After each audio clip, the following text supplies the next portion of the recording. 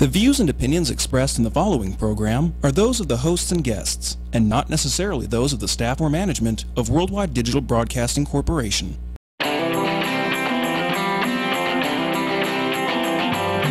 Hot topics, food, fun, entertainment, and serious business. Live Las Vegas with Rikki Cheese.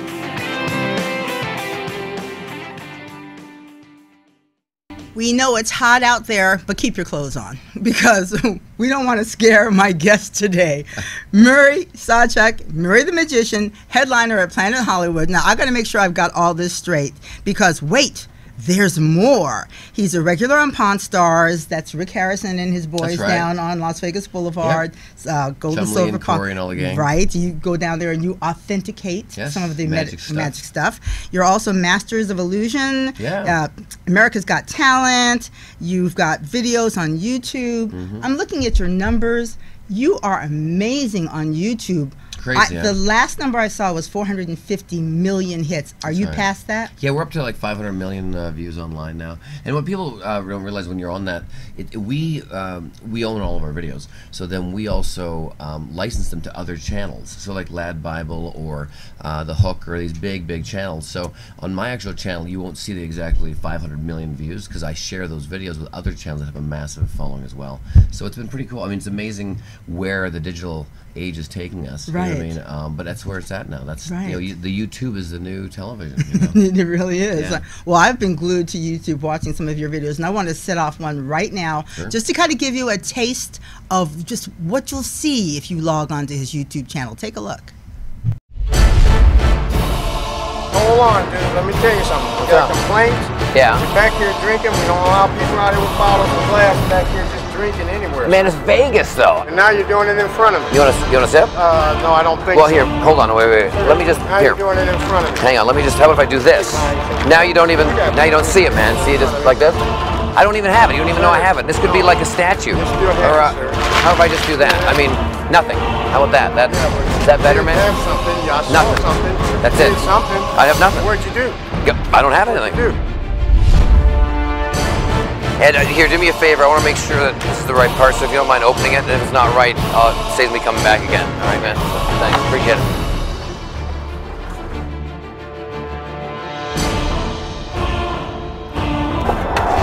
Yeah, man. Hey, look, if you just sign this for me, right?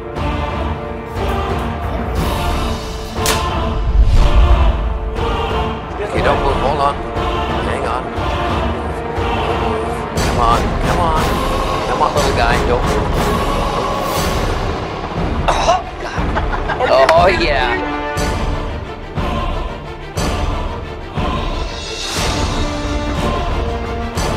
Here, you know what? Come here.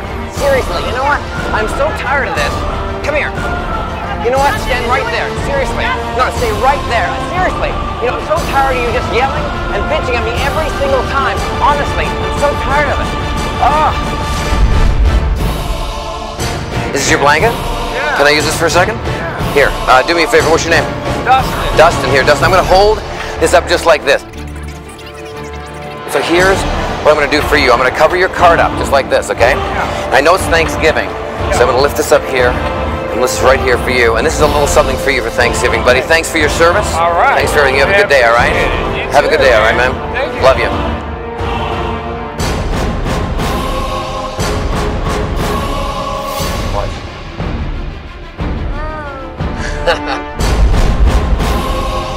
Here.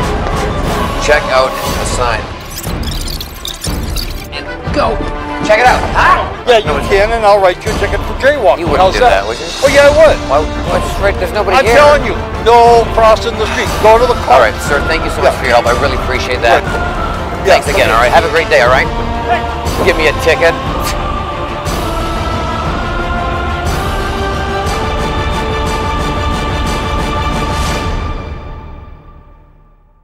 All right, that was just a few highlights. You've got to go on and see. I mean, his videos are just amazing, and some of them could possibly get him killed. We're going to play a couple of those that I really found, like, I was watching afraid for your life. I mean, Me too. just I really. was there.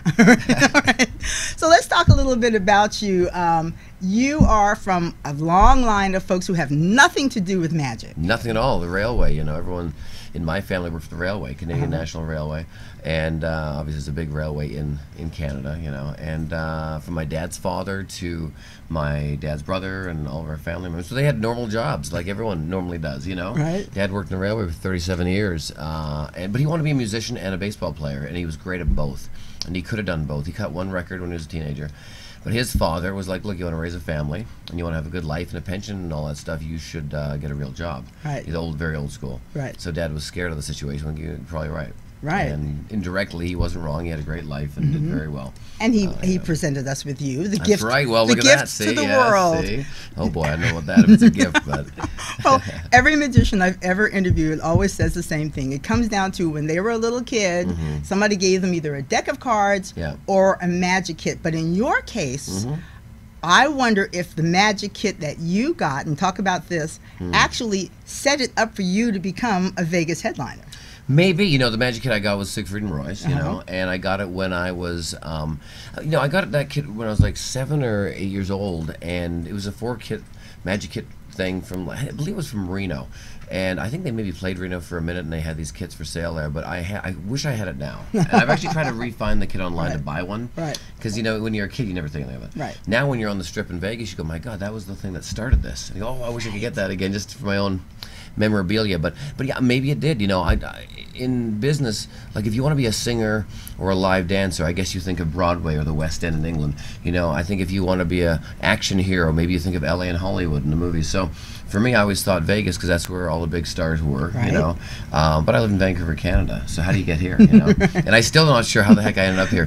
You know, but like we all have. You know, but I think if you work hard and you stay on track, if you good years, your bad years, like we all have, you know, you do achieve it. But the key is just not taking your eye off the prize. You know what I mean? Well, you started performing very early as a child. I mean, that's what the thing I always bring up when I have folks who are as successful as you on. People see the end result of all of these years of work, hard work that you did, and you, from that magic kit, man, you were hustling. Yeah, you know, I started when I was 5 as dancing. I danced professionally for like 11 years, and trained ballet and danced Russian, because my background's Ukrainian and Russian, with Sawchuck is my last name, and played keyboard and saxophone. So I did many different things. But so when I got the magic when I was 7 years old, up until like 12, I'd already been on stage. So the being in front of people wasn't scary. I just had a different vehicle to be in front of people. And then when I was 16, I kind of dropped the dancing and music and just stuck with magic, you know, and did that. But it's interesting how you know, when you just keep trying something and you never let it go, and it's the small successes. You know, I had like 19 jobs growing up, from being a lifeguard to, you know, cooking fish and chips and telemarketing for Globe and Mail and pumping gas and fixing. I've done everything. You know, people think it happened overnight. You know, and I really, you know, when I go into different workplaces, whether it be a gas station or a restaurant, I've done those jobs. You know, a lot of people don't realize that. You know, it didn't just happen overnight like anything. You know, so it's nice to sit back and look at that and go, wow, I guess it worked out. You know, but every day's still at work. You know, it doesn't. You know, it doesn't look as exciting as Facebook. Did your parents, were they surprised that you chose this lifestyle? I think they were surprised in the sense that they were always supportive. They were really supportive. But Dad always like, you know, okay, once you're done with this, you know, get a real job, pension plan, da da da. And but I just kept finding more success with it, you know. But there's those years where you go, man. I remember I went to Japan, my first international gig, and I was 22, and I had a 6-month contract in Japan. I thought, this is amazing. Now when I get back, I'm international. I'll start touring, working more. Got back, I couldn't get a gig for 5 months, and I freaked out, like a lot of us do. And you think, man, maybe this is it. Maybe this is just not for me, you know. And then things started picking up again, because sometimes you do one thing and think that's going to be the one. And I don't believe it's just one thing. I believe it's a series of many things, you know. But a lot of people who see you publicly, they go, oh, they're huge now. It happened overnight. 10 years later, you know, 20. I remember reading something about Michael Bolton. He said it took him 20 years to become an overnight success. Isn't that the truth, though? Yeah. Happens to everybody. Well, let's take a look at some of the videos that are really driving your viewership on YouTube. This is the one, I'm going to call this the weed prank. Check it out. Hey, it's Murray, and we're in downtown LA at my buddy's apartment, and there's a cop here that always patrols the parking lot and gives us a hard time. So we're gonna flip the script and give him a hard time right now, so follow me, come on.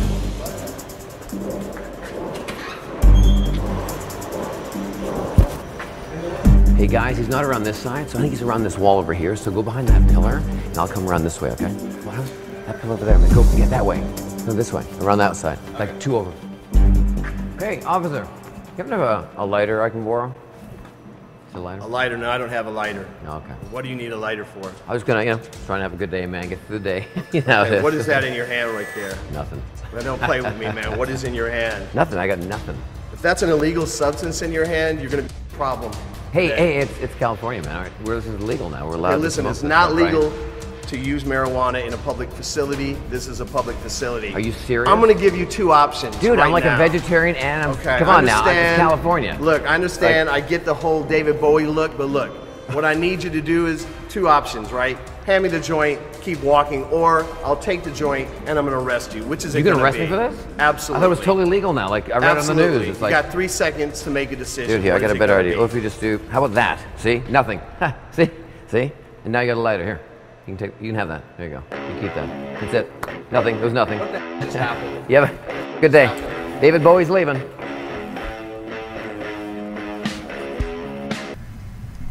I cringed when I watched that, David Bowie. Very funny. Weren't you like at least a little bit possibly alarmed that this could go south? Oh, totally. Because when we do it, you get 1 take to do it. Right. And if it doesn't work, we gotta go and do it again somewhere else. Because you can't have actors that just hit it right, because it just doesn't work that way. You got to get that right reaction. So yeah, we were scared. I think the confidence I had is I didn't have any weed ever, and nothing was illegal, right, and all that stuff. So I think that was my confidence. And when you do these videos, you just have to go in 100%. Right. You can't. It's like a comedian.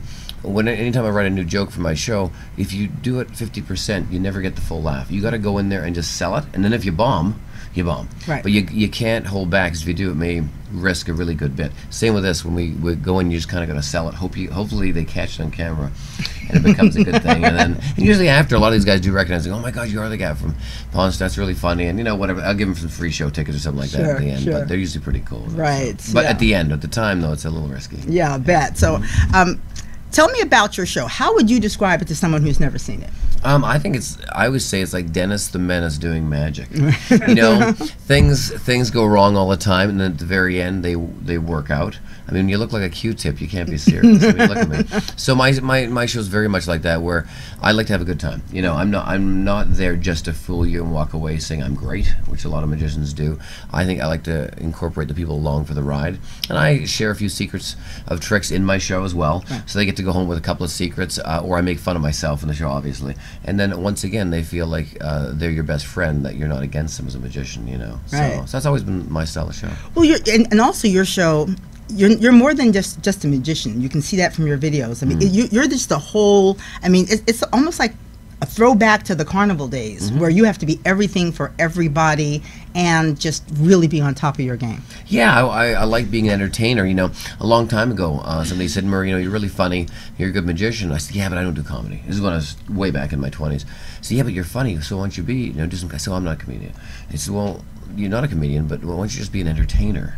That's the key. And I said, whether you're funny or you do magic or sing or whatever, the key is being entertaining. And if you're entertaining, that's the name of the game. People will buy a ticket to see that. And I said, that's a good point. I should do that. So that's when I started changing my vibe and my style of show, Yeah. So. Now, you do a lot of traveling. You have a big international clientele. I mean, it's just amazing. When do you sleep?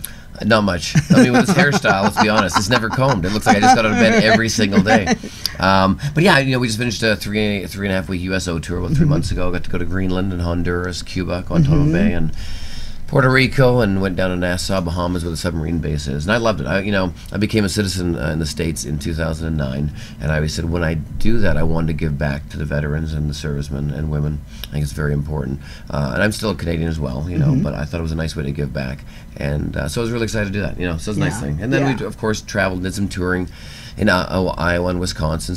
But we're here now for the summer, and then we go back on the road again in September and October. So. Another big venue, I'm seeing that a lot of the comics, like especially the guys from the Blue Collar Tour, they're doing a lot of conventions. I didn't realize that the convention business was such huge money.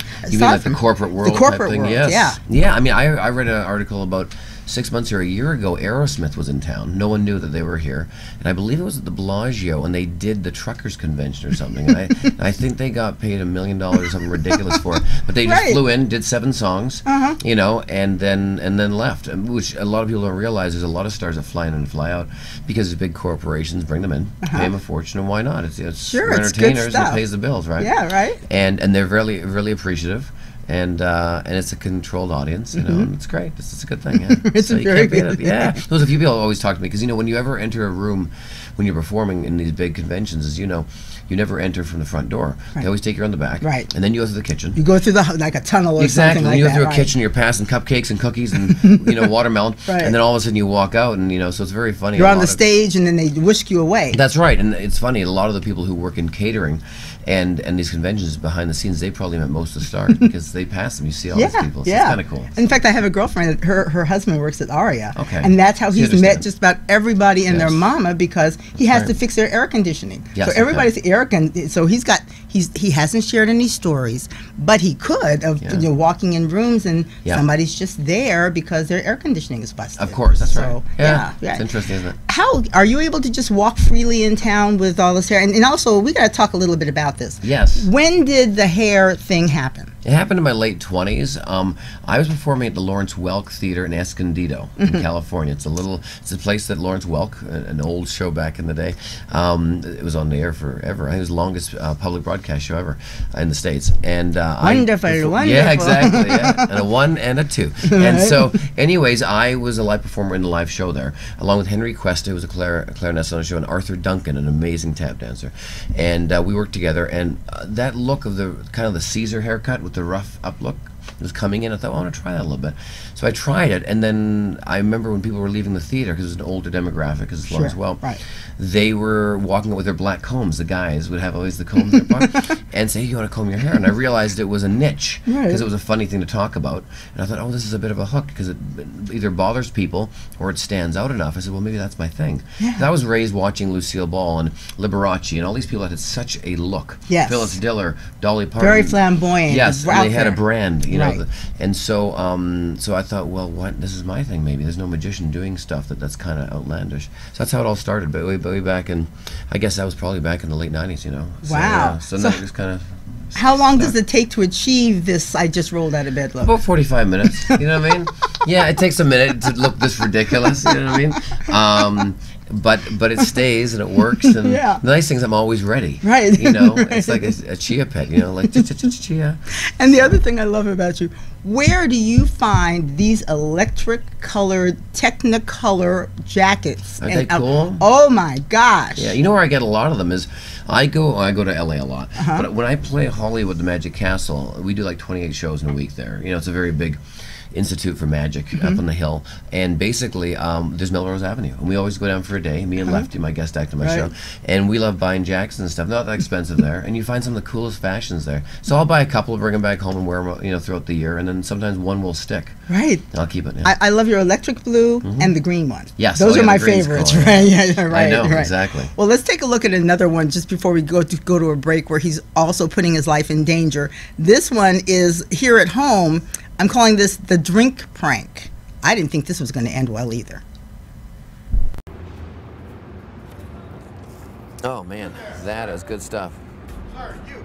Hey, Hey, what are you doing? What are you doing back here, man? I'm just hanging out, man. I got some free champagne from my hotel, man. Like hold on, dude. Let me tell you something. What's we got up? complaints. Yeah. That you're back here drinking. We don't allow people out here with bottles and glass back here just drinking anywhere. Man, it's Vegas, though. I mean, we're allowed to drink Yes, it anywhere, is you know, Sin Vegas, but City. we do not allow people to just drink back here, sir. Why not, It's- man? Nobody's around it's here. Against the Nobody's rules. gonna see us. No, It's it's Vegas. against the rules, sir. That's just I mean, how just- it is, sir. Come on. And now you're doing it in front of me. You want a sip? No, I don't think Well, so. here, hold on, wait. Sir, Let me just, now here. you're doing it in front of me. Hang on, let me just, how about if I do this? Now you don't even, now you don't see it, man. See it just like this?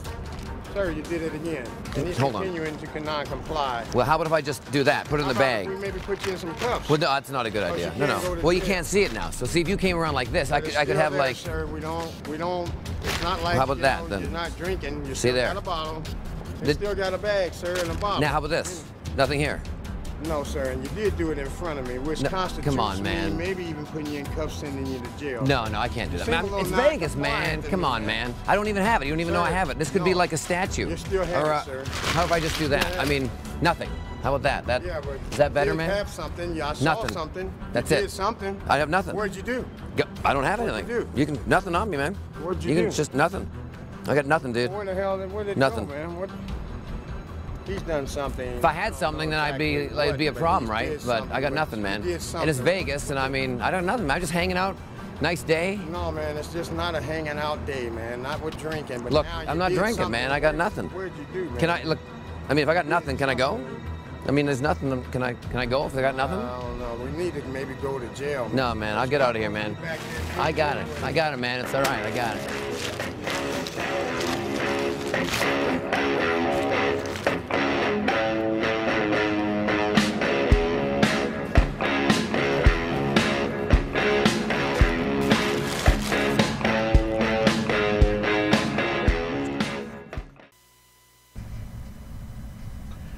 I'm just glad that he survived long enough to be a guest on Live Las Vegas with Rikki Cheese. That's fantastic. Me too. Right. Wasn't that cool? We actually shot that downtown, actually, in Vegas here. Yeah. Now, does the word get out amongst people like law enforcement, or are they like, watch out for this Sawchuck guy? Yeah, well, it's the odd time, I've been pulled over, for a speeding ticket, and then they'll write me a ticket, of course. And they'll go, wait. I said, wait, you're that guy, aren't you? And I said, what? She said, I've seen you online. My kids watch your stuff. Right. And I said, you're not going to pull a trick on me? And I said, no. I said, and usually I'll get the ticket still, but it's always a good laugh. Yeah. And they get a kick out of it. And I said, well, come see my show sometime. Because they're doing their job. I'm doing mine. Sure. But yeah, and everything I do is harmless. But yeah, it's risky. But we also do it because people like to see that. My channel caters to things that people like to see. Right. We push the envelope, but we don't get too crazy. But your show itself, though, is very family friendly. It's 4 o'clock in the afternoon. Yeah. You're not taking any big risks. Nobody's getting arrested on stage. Never. No. And when I tour too, people go, oh, you're playing, we just played the Hard Rock in Sioux City and a few things. Oh, when you play the Hard Rock, it must be the adult show. I said, no. I said, everything I do, I can do on television. Right. Things may be a little more suggestive, but that's in the viewer's mind. You know what I mean? Yeah. So I like to keep it that way, because that way I can do my bits on TV, and live, So. And not be censored. Yeah, of course. All right, folks, we're going to take a quick break. Hang in there. We'll be back with more of Murray the Magician. Crazy Terry here with your car care tip of the day. Today's tips on cooling systems.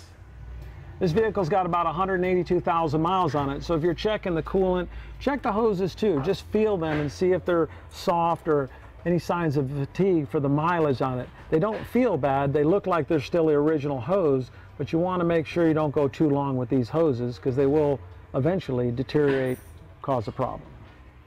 In this case, this car's got a visible leak. The customer brought it to us. We'll pop the hood and check the cooling system. First, we just relieve any pressure that might be on the cap.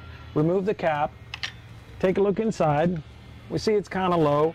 Now we'll start our inspection. What we found on this one is the top tank is leaking. It's got a crack in it. Pretty common for these plastic radiators to do that. I want to get to a shop right away, because severe engine damage can result from overheating condition like this. In this case, it was pretty easy to see the crack was right on the top tank. But a lot of times we'll have to pressurize the system to locate the exact leak.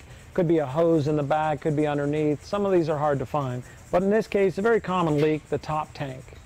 When we're testing a cooling system, it's okay to use just water, but you want to make sure when you're filling it up properly, it's a 50-50 mix of antifreeze and water. It needs the water to make the chemical work, so don't just put straight antifreeze.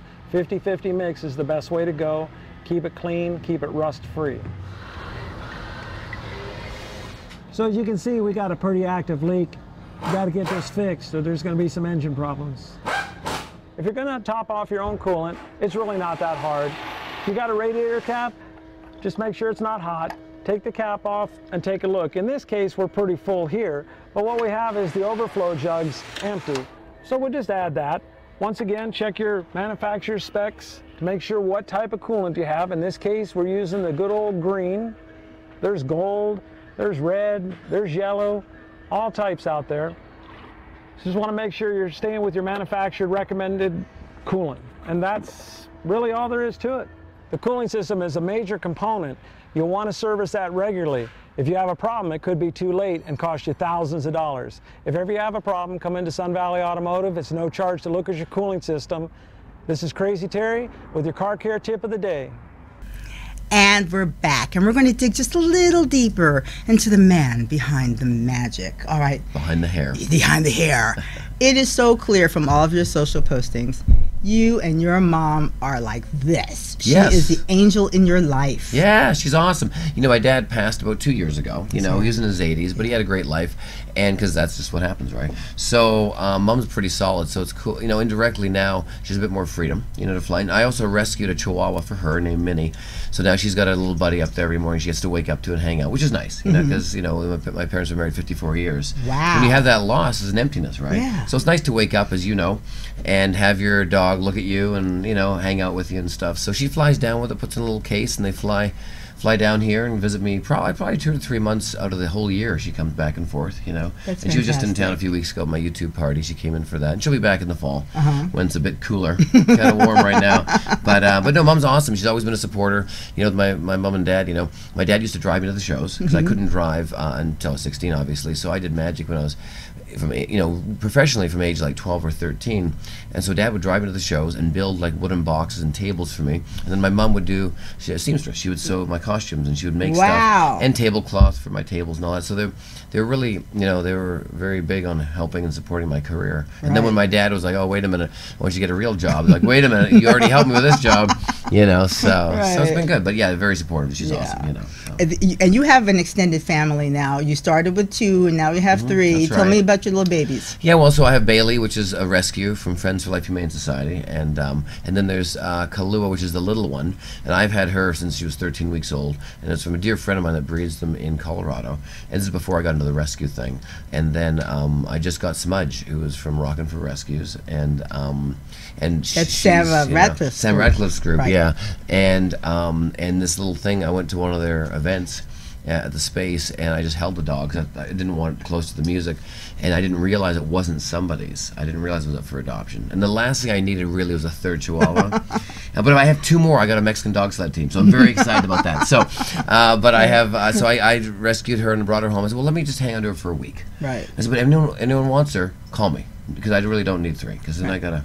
And then she's still with me, so I got her now. So that's she's part of the family, and her name's Smudge because she's white with a brown mark on her back, and she's just adorable. And she's so ugly, she's become cute. You get so ugly, and then you go back to cute again. So she got a little tooth sticking out and all this other stuff. So, anyways, that's I love neat. the death. Yeah. It's great. And so, how do you relax? We talked about that on a previous show. Yeah. Who would think that you were out there just shoveling stuff? I know. I'm always, I always sit in my backyard, and I love landscaping and that. I love working on my. Some people do yoga, some people hike.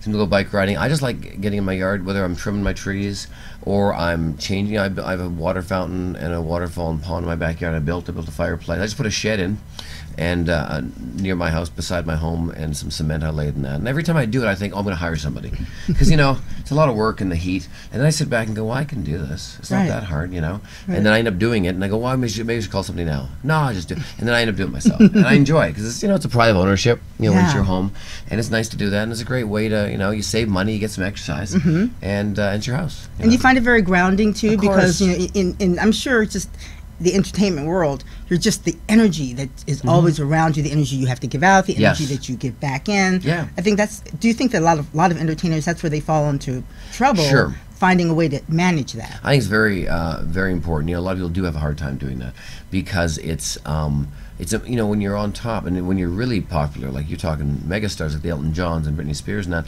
you're on all the time. You can't go anywhere without getting recognized, Right. and you got to be on. When people say how you doing, they don't want you to go. Actually, since you asked me, really crappy. No one ever answers that way. You know what I mean? If you got a migraine headache, you go, oh, I'm fine. Oh my God, I need Tylenol. Because nobody wants that. Right. So that's kind of part of the game. Yeah. And if you didn't want to be in the public world, you can be an accountant. You know what I mean? You don't need to be public, but we choose that, so you kind of got to play the game, and I love it. Yeah. My mother was a singer. She came from a family of entertainers, and when I first started anchoring, it wasn't so bad when I first started reporting, but when I started anchoring, because you're on every single day, I'm actually shy, believe it. And I would go out with her, and people would come up, and she would get so mad at me. She was like, you give that person their time, because that's your paycheck. Yes. They love you, and how dare you, Isn't just that shove them. interesting? And I was like, She's right. yeah, she was right. I was like, but not just that. they care about you. Your you're fans part of their care, family every right. day. Like they watch you in the morning or in the evenings or whenever before dinner, and you're part of their family. And when they come to your show, they're identifying with you and the people who are going to hear these stories. All the Chihuahua people are in love now. Right. Everybody who does their own backyard is in love. Everybody who loves their mom and their father is in love. Right. That's right. It's true. Yeah. Yeah, and it's a big thing. You know, I've get a lot of people walking up to me after my show who've never met me. So I do a meet and greet, and they go, "My God, I really feel like I know you," because every day we watch you on Pawn Stars, or we watch you on YouTube or whatever, and we feel like we know you. And I said, "I'm sure you do." You know, now I know you. Right. Know? So it's great. It's a beautiful thing. Yeah. Okay. We're going to take a look at this. Just one more video.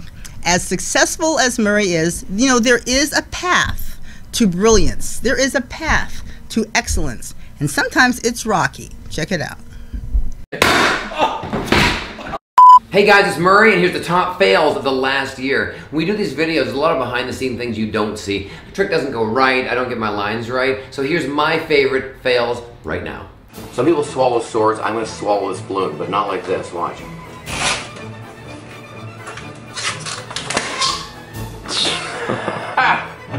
That's a no. That would be an outtake. That, probably not one. If you look really carefully, I'm balancing it right here with my finger, just like that. Even I can't even balance it properly, like so. Keep going. Got the balloon, needle, check this out, watch. Mate. Hey, what's up? Hey, sorry, you're texting, huh? Busy? Yeah, I was texting you. Working? Oh, were you really? Yeah. I lost my mic. Lighter? Watch this. Oh, yeah. Oh. Well, it doesn't happen. We'll crop that back. Hey guys, it's Magic Murray here, and I have just a regular black frame from Aaron's Brothers, as you can see. I got my handkerchief right here, because every magician has their handkerchief. Watch very carefully. 1, 2, 3, go! Yes! 100,000 subscribers. It's upside down.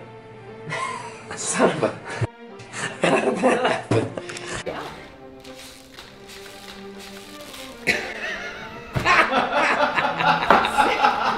Let me see her. Let me see her. Let me see her.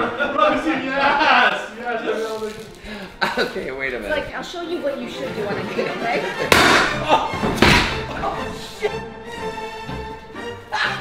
Hey guys, I hope you enjoyed the fails. If you enjoyed this, please let us know, and we'll make a bunch more for you. I'll do it again.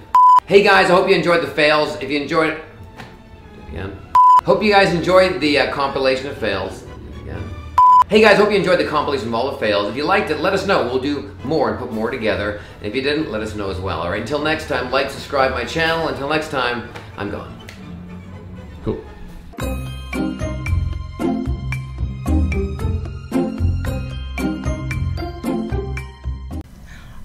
Hysterical. I love that video. It's Thank just you. so, and you just made that one, right? Yeah, we just put that up. That was our last one we put up because you know I love watching things at the end of movies. You know, where they have bloopers, and I know certain movies do, certain movies don't. Like Will Ferrell movies have it, and Ben Stiller movies have it, and a few others. But because you know it's always fun seeing your favorite actor or actress mess up. You can't beat it, you know. And we had all these fails because you know when you're shooting something, as you know, you just have mishaps and that. And when after you've done it long enough, you have a lot of them.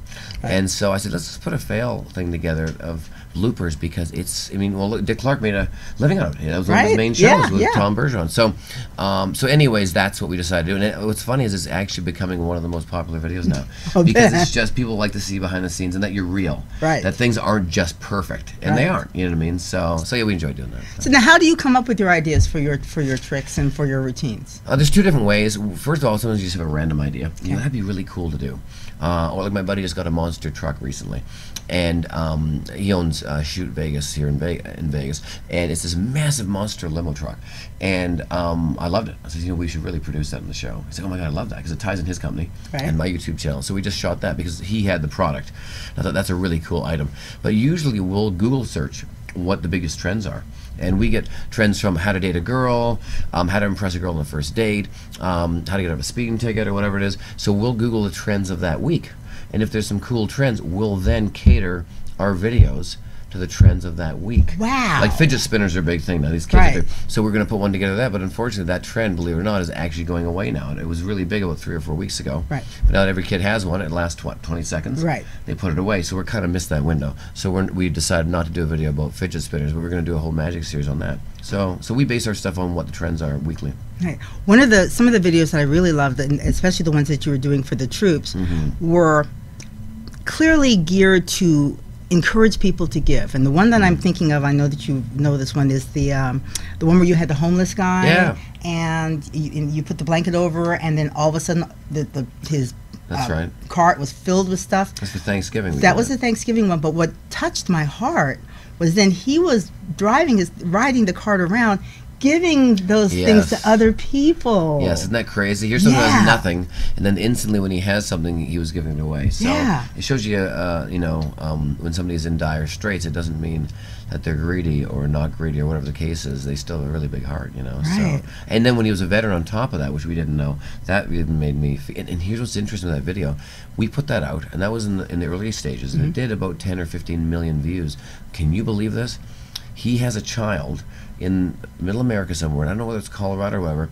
The mother wrote to me directly and my YouTube partner, Seth Leach, an email and said, "You're not going to believe this. Thank you so much for putting this video out. This happens to be my son's father, and his son hasn't seen his dad for 2 years. And by doing this, I'm so happy that he's still alive, and that his son got to see his dad." Wow! Can you believe that? It's so and that wasn't even in the realm of why we did our videos. And Right. I'm like, wow! And then somebody Because you just Seattle, randomly walked up to this that's guy. right. It wasn't he was like in Santa Monica Beach down there by Venice Beach in Santa Monica in California, and then we just picked somebody that looked like they'd be accepting to this thing, and then somebody else wrote me from Portland, Oregon, or Seattle, and said, "That's my brother. We haven't seen my brother for 2.5 years. We were wondering where he was. We haven't heard from him. We're so happy to see he's alive." So instantly, this one video connected the whole damn, the whole darn family, and I was like, "What are the chances?" Right. So that was pretty. That had such a nice meaning to it just on its own, but the actual, what most people don't know, it really affected everybody. So that was pretty cool. That was a really neat thing to have happen, which we didn't see happening at all. We just did it for a cool video. And then here we connected the whole family, and it was a nice thing. So Yeah, very heartwarming, very heartwarming. So what are the trends that we should look for this week? Well, we're uploading now twice a week. Now we used to upload always Wednesdays, and now we upload Wednesday and Saturdays because obviously the channel's gaining momentum. We just had our 100,000 subscriber party this week, but we're up to 167,000 subscribers, which is wonderful. Wow. So we're really snowballing now. People do like our channel, which is nice to see, And so we got to create more and more ideas. So we shoot probably every 2 or 3 weeks. But we shoot like any TV show. We shoot 7 to 15 videos in one setting, and then we're already a month ahead. And this upcoming week, I'm not sure which video we're going to put up. I think it's probably a teaching video because people like when they can learn things. So we have always 3 ways to learn this, 3 ways, school tricks, 3 pranks. So we have a new one coming up on Wednesday, which I don't know which one we're going to upload yet, but I'm sure I'll find out very soon because it's tomorrow. But anyways, that's what but we always try to, whatever the trend is, that's what we try to follow. So now, are you hearing from kids who are looking up to you and saying, "Oh my God, Murray, I want to be just like you someday"? Yeah, a lot of kids do that. You don't realize who you affect because you're here in the studio, and then we go home, and have a coffee with a friend, and we don't realize it until somebody walks up to it and goes, we had this thing in Iowa on Hard Rock, real quick. A guy came to watch the show, very emotional, was signing autographs, comes up to me and goes, "Hey, can you sign this for me?" I said, "Yeah." He said, "Hey, this is going to sound weird, but I'm beside myself. I've always wanted to meet you." And we've had tons of people in this venue, from Alice Cooper to Slash, and you're the only person I've wanted to meet. I'm like, "What? Those are legends. Why do you want to meet?" He said, "You're not going to believe this. My son has autism." And he says it's very hard to make him smile, and he has a very high level of autism. And he says he loves YouTube. Well, the one channel he loves is yours. That's the only thing he watches, and it's the only thing he laughs and smiles at. So he plays it all day. So every day, 5 hours a day, I hear your voice. And so when you walked into the casino the night before to grab a drink at the bar before your show, he's the bartender there. He says, "I knew it was you and you stand out." He said, "I heard your voice." I went, "Oh my God, that's Murray," because that's all I hear in my home when I'm working in the kitchen or whatever. My son listens to your videos 5 hours a day, every day. And so I want to thank you for for being here and doing that because you've changed his life. I'm like, what? Me changing someone's life? Come on, look at me. How can I change someone's life? So it was really cool. When you hear stories like that, you go, well, I must be doing something right. You know what I mean? So it's kind of cool. Yeah. You know? Living in Las Vegas, how has that been for you? And how long have you been in town? I moved here in 2002. I opened my show January 26th at the Frontier Hotel, which is now a gravel parking lot. I came from Vancouver to Orlando to here, and I love Vegas. You know, Vegas is one of those places where, you know, I'll be sitting at home, like I'm sure you do, and I'll watch a TV show. And whether it be a Forensic Files or a crime scene investigation show, whatever it is, and I go, oh my God, Vegas. And then I realize I'm living there because the scene looks so exciting. They have the drone shots and they're going down the strip and they're passing on. Like, that looks so exciting. And then you forget that, oh my God, wait a minute, I live here. That's my backyard. Yeah. So I do love living here, you know. Obviously in the summer the heat's crazy. And everyone thinks we all live on the strip. And they go, how can you survive living like that? I'm like, well, I don't party like that every night. Right. I'm not here on vacation. You know, we have parks and Greek festivals and Italian festivals and churches and great schools. But it's funny how the last 10 years has really become a big city now. Right. You know, we have all that. Whereas back in the day, it was a watering hole. You know, we'd come here for 3 days and gamble and leave. So now it's actually, you know, and now we, of course, we have the sports teams, which is a big deal. Yeah. So it's kind of, I think it's a good time to be in Vegas. What have you seen as the arc of the entertainment industry here? You know, I remember one of my former colleagues, Ron Futrell, when we were anchoring together, when he first said, and this was many years ago, he talked about the residencies back then, and he predicted that Britney Spears would come. Like, you know, it's like, no way. The Rolling Stones would come. No way. It's like, shut up. I mean, like, I know what I'm talking about anymore. Right, So what do you think about that arc? I think the arc changes every 5-10 years. You know, I think the arc started way, you know, it started way back in the 60s and 70s where you had, you know, the stars that were on, you know, TV at the time, the 7 or 10 channels we watched from the Rat Pack. And then, you know, people were touring and singers, and, you know, from Lena Horne to Ella Fitzgerald to, you know, Rodney Dangerfield and all those great people who played Sahara and the Riv. And so they had this almost vaudeville-esque feel to it. And then, of course, we went through, you know, the stage of production shows. You know, obviously, like Follies and Jubilee and Stardust had the big, you know, Follies Paris. Yeah, and that's right, Follies. And then I think that vanished, and of course, we came into the Cirque world, which that I believe is slowing down a lot now, as you can see by ticket sales and changing. And now then we hit obviously the DJ phase, which I think that's slowly coming to an end too, because they're getting paid a lot of money, and then after a while you go, well, where are we at with this? And I think we're slowly coming back into the phase of, you know, independent shows like mine, like Frankie Marino has a great show downtown, and I think we're starting to come into that fan base of, like you said, the Rolling Stones and Britney Spears and Bruno Mars and all these people are starting to come back to Vegas individually because they have a fan base. And I think now it's starting to become individual situations again. It's not this conglomerate, because when you have that, you lose. I think you lose a lot of fans. Right. You know, in that sense. You know? So hopefully it's coming back to more independent properties, bringing in acts they want to see. And also for the entertainers, it's, let's face it, for tax purposes, it's cheaper to live here. Sure it is. And the world now comes to you. Yes. You don't have to tour as, you know, obsessively as before. Of course. Yeah. It's a great place to be. You know, as long as you have a hook and a great fan base, it's wonderful to be here. You know, I love being in Vegas. It's nice having people fly in to see us. And, you know, we love touring as well, but it's a great place to be. You can come have a swim, see a show, and have some great food. I mean, the restaurants we have here is something else too, right? So name some of your favorite restaurants. Oh, my God. You know, my favorite restaurant, Taco Bell, Wendy's, McDonald's. We got everything here.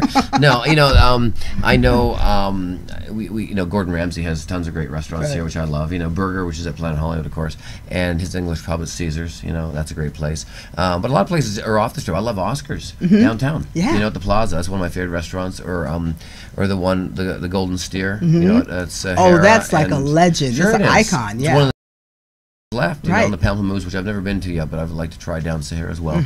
And then Hugo's Steak, which is down over at the Four Queens. Right. So, you got to try Piero's. Yeah, I love Piero's. Yeah, of course. Yeah, it's a great place. You know, so I love all those old places, and of course the Italian American Club is great. You walk in there and you feel like you walk into a 1970s Scorsese movie. You know what I mean? So yeah, no, I love it. It's great food in this town. What's your favorite thing about Las Vegas? The favorite thing I think in Las Vegas is everyone from everywhere in the world comes together. You know what I mean? It's like a dream catcher, you know? Everyone comes here, has a great time, then goes back to their lives, whatever it might be, you know what I mean? And I think it's kind of a cool thing like that, you know? Yeah. So, Now, do you have the problem with your friends that I have with my friends and my family, to get them to leave Summerlin, Centennial Hills, and come down to the Strip? It's like, I don't want to go down to the Strip. It's like, but people are coming from all around the world, and we can drive back home. That's right. We may have to pay for parking. Well, that doesn't help anybody either, right? That's another deterrent, because now we're all like, oh, if I park here and walk there, we can get this cheap now. So now it's become this thing, you know what I mean? Where, and I think indirectly the parking just bumped up Uber to be a lot busier, because now you can just Uber there, no parking. Yeah. Uber's really reasonable, or Lyft, and then you go home, and so you save yourself a $10, $20 parking fee. Yeah, in fact, I went to the Golden Rainbow event, the Ribbon of Life, and with Lock Fortune, who has a show here at the station, and he lives right on Maryland Parkway, and I said, and he Ubered. It's like, why are you Ubering? He said, for the aggravation, it's cheaper for me to just do it that way than to have to worry about parking my car and worry about traffic. It's not, especially with with them charging and all that stuff. So I think it's definitely going to change the game a little bit. You know? So are you seeing, with the people who come to see you, is there any like demographic, or is it just everybody? Well, it's interesting. Demographically, in the sense of my live show, I get anyone from the age of 5 to 105. Really? It's a family type show. Sure. Now I'm getting more YouTuber family type things, where there's kids and their teens who see me on YouTube that come into the show. But then on my YouTube channel, though, my channel is 85 to 90% male viewers. From 19 to 35, isn't that interesting? Yeah. I think because of the pranks, and the things I do in magic, because guys like magic a lot of the time more than women. But it's interesting how that demographic, is. But we can check that so we can see. So it doesn't lie. We have learned something. See, now here's the thing: we've learned something about Murray. We've learned something about social media. So you have to come back and give us another, lesson. I would love to. I'm always a guest. I'm always open to be a guest in your show, and you're always a guest in my show too. You want to come hang out and see a show? You're always a guest. So. Yes, absolutely. Yeah. Thank you. Thank you. And thank you guys for hanging out with me and Murray, and we're going to be right back. We've got a new segment that we're introducing here on Live Las Vegas with Rikki Cheese, a way to get some of your legal questions, at least for somebody to kind of help you take a look at it. So stay tuned. We'll be right back. Crazy Terry here with your car care tip of the day. Today's tip's about tire maintenance, how to check a tire, how to fill it properly. Okay, so as we can see, we've got a low tire. We probably saw that a month ago and said we'll fill it, but like everything, we let a day go by. Next thing you know, we got a problem. Properly check a tire, remove the valve cover. Got a tire gauge, simply put it on there, and it'll read the pressure down at the bottom in PSI, pounds per square inch. We can see here that this is so low, it's barely reading. It's probably 10 pounds in it at best. So how do we properly inflate it? Well, we're going to need an air chuck. Go down to the local store or come by the shop. We'll use this tool to inflate it. And that sounds like that's all we need to do, but we need to know how much to inflate it to, because overinflated is just as bad as underinflated. We can look at the tire, and on here we're going to find a cold pressure rating rated in PSI, and it's going to say anywhere from 32 to 80 pounds depending on the vehicle. We'll want to find that so we know the maximum inflation cold. We're going to look until we find the load rating. And here we find the maximum PSI is 44 PSI, pounds per square inch cold.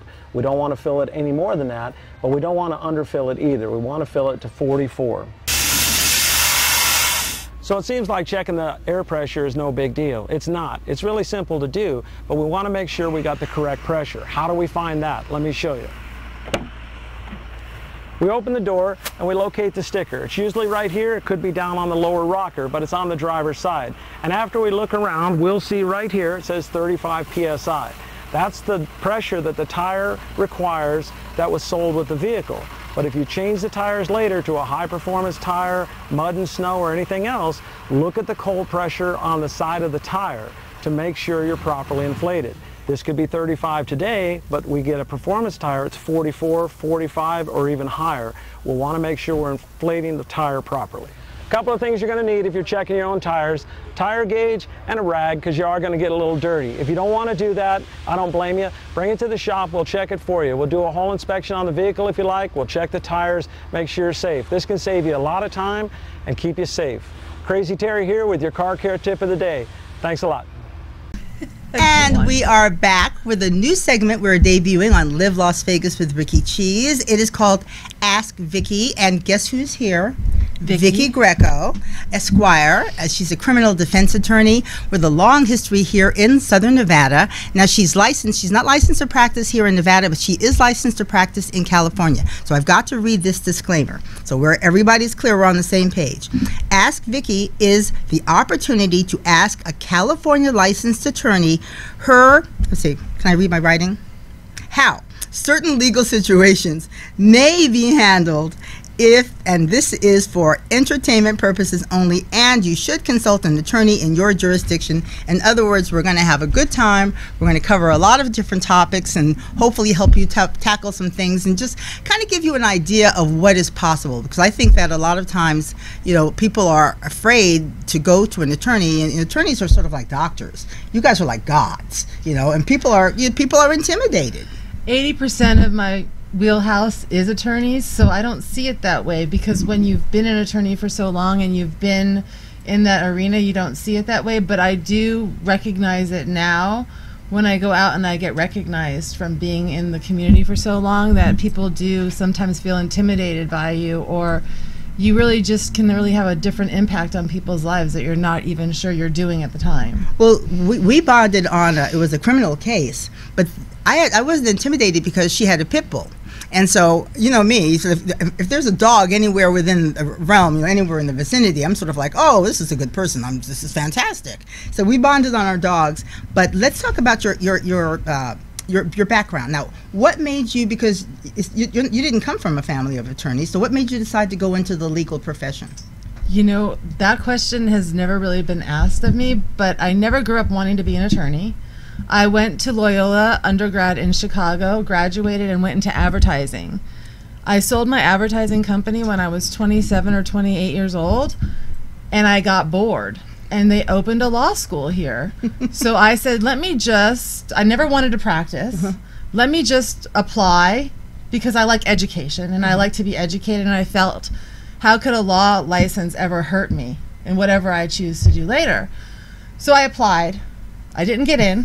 It was the core class. I got put on the waiting list. You're like Murray's story. You know, if at first you don't succeed, try again. I totally forgot that I even applied. I hand wrote my application, right? And I was sitting at the Rampart Casino, I'll never forget this day, gambling, getting ready to go on a trip to New York with one of my girlfriends for 2 weeks, because I didn't have to work at the time. And I get a phone call saying, you got accepted on the wait list, because if you guys recall, back in the day when Boyd Law School first opened, it wasn't accredited. Right. So I went to the core class. So a lot of people that were accepted didn't want to go there because they weren't sure if it was ever going to be accredited. Now it's like accredited in the top 10 state schools. Yeah. So they called me and said, you're on the waiting list and you got in. And I was like, well, how much is the tuition? And he's like, $3,700 for a semester. And I hit the button on my machine and I hit a Royal for $4,000. I was like, do you take cash? It was meant to be. And that's how I went to law school. My girlfriend, I lost the friendship with the girl I was supposed to go to New York with, because they wouldn't let me start law school 2 weeks late. Right. And then I graduated 20th in my class, got licensed in California and Nevada at the time, and, you know, went back into advertising. Never really wanted to practice. Had an argument with one of my advertising partners and quit that job.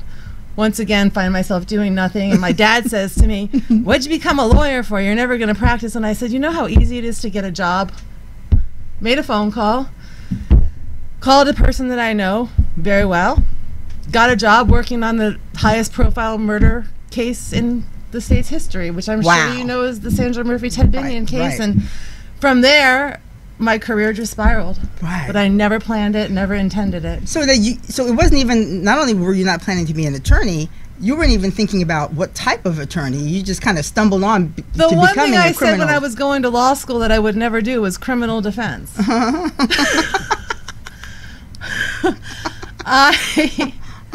I worked for a firm for a year, and that was the first job I ever had where I didn't have my own business. I left a year in the day, wasn't sure what I was going to do, got a couple offers from some big PI firms, was sitting at a friend's house one night, and he was selling puppies, and in walks one of the biggest clients to my career that I didn't know was going to be that at the time, and he said, can you help me with this? And I said, sure. And he wound up really, really liking me a lot. And if you know anything about me, my specialty was prostitution and pandering, and that just spiraled me into that kind of element. And that's how I got into that, because everybody's like, how did you even market yourself or whatever? It was just a fluke. I was at a friend's house and somebody came in and that was it. Now, do you share the outlook that we had Oscar Goodman on a couple of weeks later? And you guys, that Oscar Goodman interview is on our website. If you haven't seen it, you have got to see it. It is Oscar in rare form. So log on, like it, and share it. It is amazing. But he gets really serious about when people approach him and they think that he shouldn't have defended people who were alleged mobsters. And his stance was, everybody deserves a defense. Is that one that you share? I share that, but what I also share is sometimes, and I have a personal experience on the positive side, you actually can change somebody's life. I represented hundreds of prostitutes, and I can definitely say at least 20 or 30 have real jobs, are members of the community, not in that lifestyle anymore directly because of my efforts to help them. Wow. So even if I had to get 300 criminals off to save 20 or 30 people's lives, that was worth it to me. Absolutely. All right, folks, we're going to take a quick break, and we're going to talk about the things that Miss Vicki Greco, Esquire, may be able to help you with. So stay tuned. Crazy Terry here with your car care tip of the day. So it's not a bad idea every now and then to check your battery. If you don't know how to do it, have somebody check it for you. Just a visual inspection can tell you a lot about your battery. So as we can see here, this battery's got a hold down. It's nice and tight. The cables are on. They don't look bad. We've got a cover. We don't see any corrosion. Everything's kind of tight, looking good. A little bit of dirt, that's normal, but nothing's leaking. No real cause for alarm here. So that's a good sign. Doesn't mean it's good, but at least visually we know that it's intact. Okay, so we're looking at a battery here that shows signs of corrosion. We want to test that battery to make sure it's good. Usually when they're getting like this, there's going to be a problem, leaking some acid at the top. We ran the test and we find out it has 396 cold cranking amps, but the battery requires 650. So it's just not enough. The battery is going to go soon. Better to know now than later. Okay, so the benefits of checking the cable is because this cable's rotted out. What we'll find is this is the problem, not the battery. So it'll save you from buying a battery, still having the no start, only to find out that it's a cable. This type of corrosion is common in diesels. Okay, so we're getting ready to jump the car, but we have to have some battery cables. And we have to check those too before we hook them up to the battery. So here we have our standard set of battery cables. We just look them over, see if the ends are frayed, if everything's connected all right. Everything looks good here. Wouldn't hurt to check the rest of the cable just to make sure the dog didn't get it and chew it up. We have red and black. Red's positive, black's negative. You always want to hook the positive up first and then the negative. And I'll show you how that's done right now.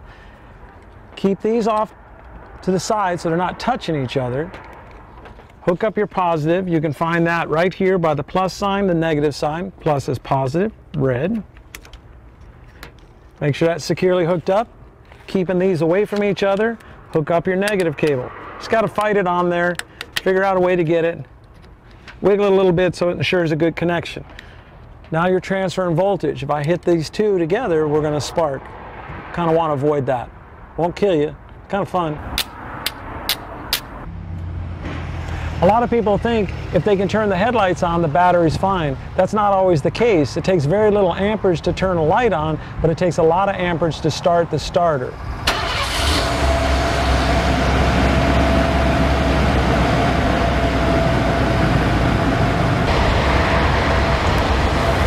I recommend checking the charging system every oil change. At Sun Valley Automotive, there's never a charge for that.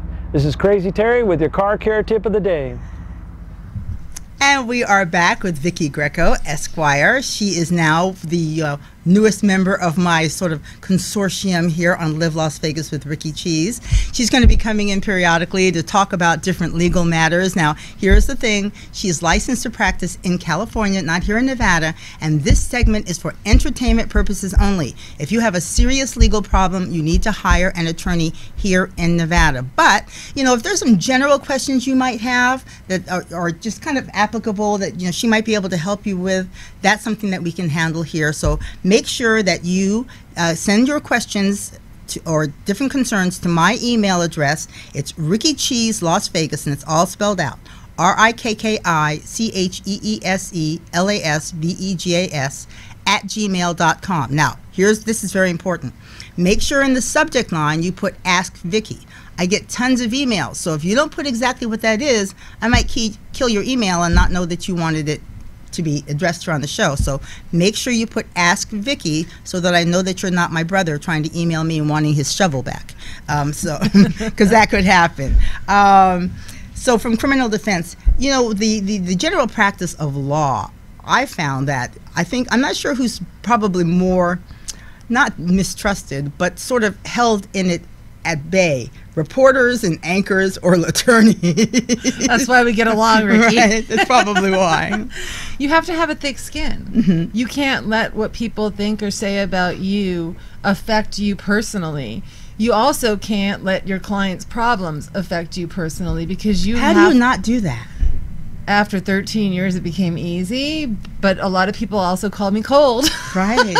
I'm not cold. Right. But I have a tendency to appear to be standoffish and cold because it looks like I don't care. It's not that I don't care. It's just my defense mechanism protecting me. Right. Because I'm still a person at the end of the day. Yeah. Now, what types of different subjects are we going to be able to talk to people about here on the show? I do consulting for zoning, licensing. If they have, I'm practicing right now. I have a few cases open in California. So any kind of criminal case or any kind of situation, or a lot of the things I think Ask Vicki would be is, this is what happened to me. This is how my lawyer handled it. How would you have handled it differently, Vicki? Right. Ask Vicki, because not all lawyers are the same and not everybody does the right thing.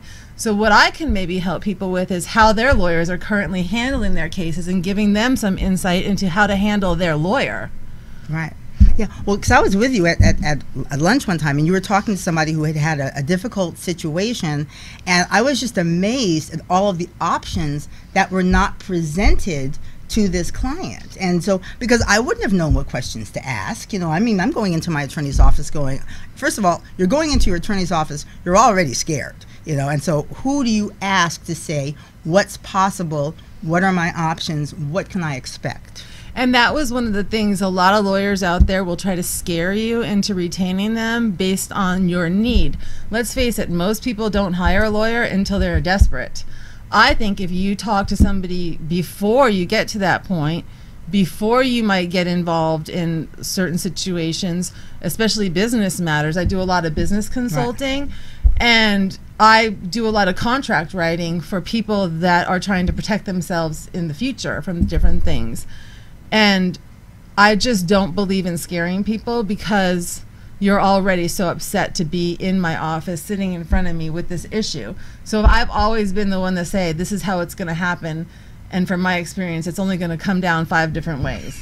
But at least you know the 5 different ways. Yeah. Once again, Ask Vicki starts today. We're going to move forward. So send your emails to rickycheeselasvegas@gmail.com. Make sure you put Ask Vicki in the subject line so I don't kill your email inadvertently. Also, we want to thank Murray the Magician from Planet Hollywood, who was on here earlier today. And he is just amazing. He's got almost 500 million hits on YouTube, almost 150 somewhere along subscribers to his YouTube channel. You've got to see his YouTube videos. They are hysterical, and they're kind of risky too. I mean, he's cutting edge. He's got a family-friendly show at Planet Hollywood at 4 o'clock, but that man's going out there and he's taking some risks. So you've got to check him out. He is on Facebook, YouTube. He's got a Facebook fan page, Twitter, Instagram, and his Instagram pictures of his puppies in the morning are so darling. And then with his hair sticking up going to the gym, he always has that look on his face like I have when I'm thinking about going to the gym. But at least he's at the gym, you know, looking like, why am I here? Anyway, so great stuff here. So glad you joined us here on Live Las Vegas with Rikki Cheese. Please like us, share us, follow us. We need your help to get the word out here in Southern Nevada. Get the word out about Ask Vicki. Get the word out about Murray the Magician at Planet Hollywood. Get the word out about how much we love you. See you for the next show.